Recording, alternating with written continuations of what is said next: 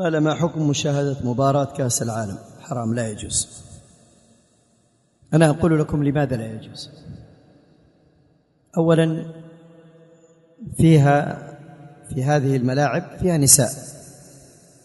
نساء متبرجات. ثانيا، فيها من الموسيقى وسواء كان في أثناء التصوير أو للمشاهدين أنفسهم. ثالثا، ما تكلمنا عنه، قضية الولاء والبراء، صار بعضهم يحب بعض اللاعبين ويبغض بعض المسلمين. رابعا، ضياع الأوقات.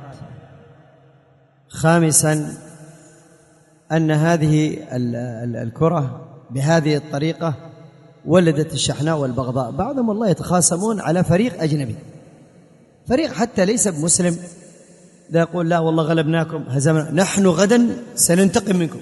من أنتم؟ نحن من نحن؟ يعني الفريق البرازيلي ولا الفريق البريطاني ولا الفريق الأرجنتيني ولا إيش؟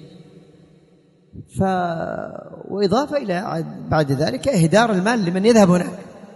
لكن كلامك الآن على المشاهدة، كلامك على المشاهدة، نسأل الله السلامة والعافية.